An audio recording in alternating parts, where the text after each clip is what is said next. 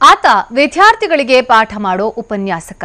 ಎಂದಿನಂತೆ ಹೊರಗೆ ಹೋದಾಗ ಆತನ ಮನೆಗೆ ಏಕಾಏಕಿ ಪೊಲೀಸರು ಎಂಟ್ರಿ ಕೊಟ್ಟಿದ್ರು. ಬಳಿಕ ನೀವು ಖೋಟಾ ನೋಟ್ ದಂಧೆ ನಡೆಸ್ತೀರಾ, ಬಂದ್ರಿ ಸ್ಟೇಷನ್ಗೆ ಅಂತ ಆವಾಜ್ ಹಾಕಿದ್ರು.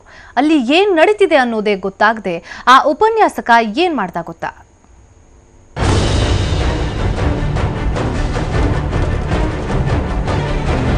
ಬಾಕ್ಸ್ನಿಂದ ಹೊರತೆಗೆದಿರೋ ಗರಿಗರಿಯಾದ ಪಿಂಕ್ ನೋಟ್. ಪೊಲೀಸರಿಂದ ಉಪನ್ಯಾಸಕನಿಗೆ ಪ್ರಶ್ನೆಗಳ ಸುರಿಮಳ. ಪೊಲೀಸರ ವಿರುದ್ಧವೇ ಪ್ರತಿಭಟನೆ ನಡೆಸುತ್ತಿರೋ ಸಾರ್ವಜನಿಕರು.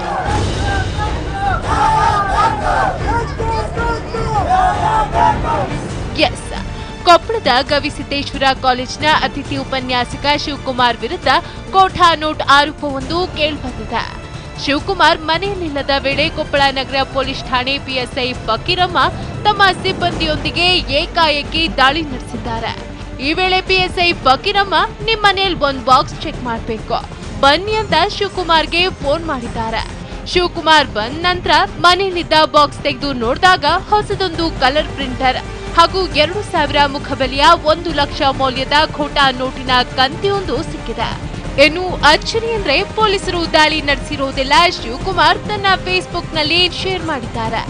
ಸದ್ಯ ಶಿವಕುಮಾರ್ನನ್ನ ಠಾಣೆಗೆ ಕರೆದೊಯ್ದು ಪೊಲೀಸರು ವಿಚಾರಣೆ ನಡೆಸುತ್ತಿದ್ದಾರೆ. ಆದ್ರೆ ಇದೆಲ್ಲ ಶಿವಕುಮಾರ್ ವಿರುದ್ಧ ನಡೆಸ್ತಿರೋ ಷಡ್ಯಂತ್ರ.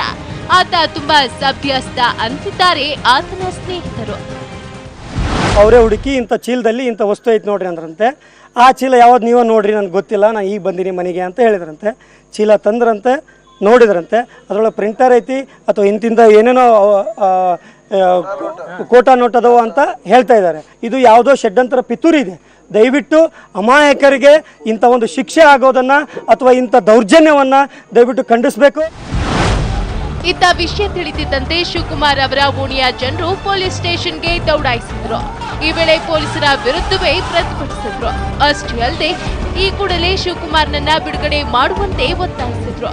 ಇನ್ನು ಪರಿಸ್ಥಿತಿ ವಿಕೋಪಕ್ಕೆ ಹೋಗೋದು ಬೇಡ ಅಂತ ಸ್ವತಃ ಶಿವಕುಮಾರ್ ಸ್ಟೇಷನ್ನಿಂದ ಹೊರಗೆ ಬಂದು, ನಾನು ನಿರಪರಾಧಿ, ನಾನೇನು ತಪ್ಪು ಮಾಡಿಲ್ಲ, ಹೀಗಾಗಿ ಗಲಾಟೆ ಮಾಡಬೇಡಿ, ಪೊಲೀಸರು ತನಿಖೆ ನಡೆಸ್ತಾರೆ, ನೀವೆಲ್ಲರೂ ಮನೆಗೆ ಹೋಗಿ ಅಂತ ಮನವಿ ಮಾಡಿಕೊಂಡ್ರು. ಕಾನೂನಾಗ ನಾ ಗೆಲ್ತೀನಿ. ಇದು ನನ್ನ ವಿರುದ್ಧ ಷಡ್ಯಂತ್ರ. ಡಿವೈಎಸ್ಪಿ ಸಾಹೇಬರು ಮತ್ತು PSI ಸಾಹೇಬರು ಮಾತು ಕೊಟ್ಟಾರ, ನೀವು ಈ ಷಡ್ಯಂತ್ರದಲ್ಲಿ ಸಿಲುಕಿಸಿದವ್ರನ್ನ ಹೊರತೀವಿ ಅಂತೇಳಿ. ಅವ್ರ ಮೇಲೆ ನಂಬಿಕೆ ಇಡ್ರಿ. ಇದುವರೆಗೂ ನನಗೆ ಒಂದು ಕೂದು ಏನಾರದಂಗೆ ನಾನು ನೋಡ್ಕೊಂಡಾರ. ಇವ್ರ ಮೇಲೆ ನಂಬಿಕೆ ಇಡ್ರಿ. ನೀವು, ನಾನು ಎಮೋಷನ್ ಆಗತ್ತೆ, ನೀವು ಎಮೋಷನ್ ಆಗಬೇಡ್ರಿ. ನಾನು ತಪ್ಪು ಮಾಡಿಲ್ಲ ಅಂತ ನಿಮ್ಮ ನಂಬಿಕೆ ಐತಲ್ಲ, ಖಂಡಿತ ನೀವು ಮನೆಗೆ ಹೋಗ್ಬೇಕಾರೆ ನನಗೇನು ಆಗಲ್ಲ, ನಾ ಇದ್ರಲ್ಲಿ ಗೆದ್ದು ಬರ್ತೀನಿ. ಇನ್ನು ಈ ಪ್ರಕರಣದಲ್ಲಿ ಪೊಲೀಸರ ವಿರುದ್ಧ ಹಲವು ಅನುಮಾನ ವ್ಯಕ್ತಪಡಿಸಿದ್ದಾರೆ. ಶಿವಕುಮಾರ್ ಖೋಟಾ ನೋಟ್ ಪ್ರಿಂಟ್ ಮಾಡುವುದಾದ್ರೆ ಮಷೀನ್ ಯಾಕೆ ಇನ್ನೂ ಉಪಯೋಗಿಸಿಲ್ಲ ಅನ್ನೋದು ಎಲ್ಲರ ಪ್ರಶ್ನೆಯಾಗಿದೆ.